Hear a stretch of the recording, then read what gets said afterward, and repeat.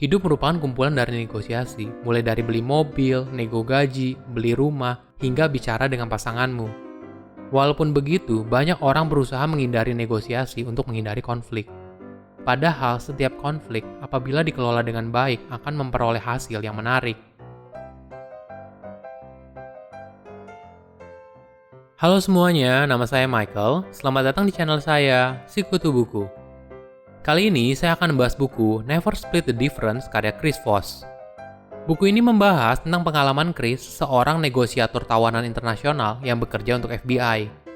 Sepanjang karirnya, dia banyak bernegosiasi dengan berbagai jenis kriminal, seperti perampok bank hingga teroris.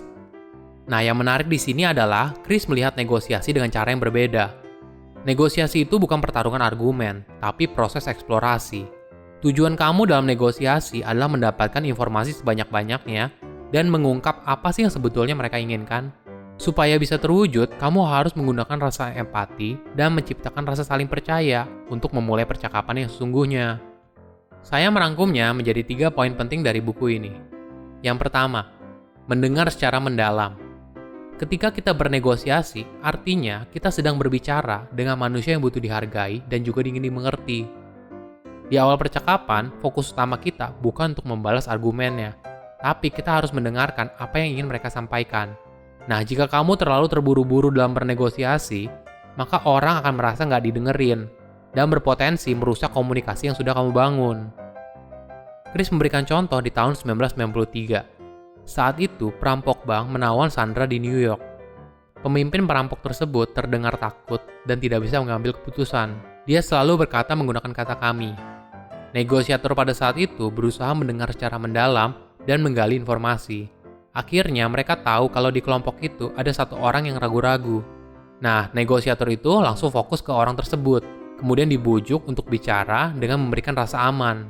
Selama beberapa jam kemudian, akhirnya perampok bank itu menyerah tanpa melukai Sandra satupun.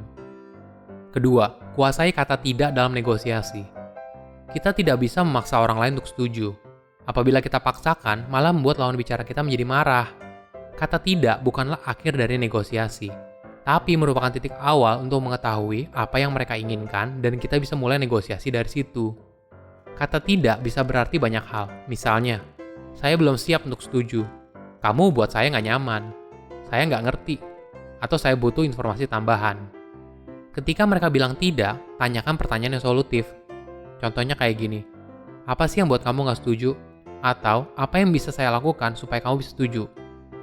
Dalam bernegosiasi, kamu bukan hanya bertujuan untuk meraih kesepakatan, tapi harus memastikan kesepakatan itu dijalankan oleh masing-masing pihak. Negosiasi itu ibarat menaiki tangga. Setiap anak tangga yang kamu naiki akan membantu kamu semakin dekat dengan tujuanmu. Sebelum itu terjadi, kamu harus bisa membuat dia bilang iya betul. Kata ini jauh lebih kuat dari kata setuju. Ketika dia bilang iya betul, artinya dia mengakui apa yang kamu bicarakan dan merasa dihargai. Ketiga, mencari kesepakatan yang adil. Adil adalah kata yang kuat dalam setiap skenario negosiasi. Tentunya reputasi kamu sebagai negosiator yang adil adalah rapor positif untuk mencapai kesepakatan.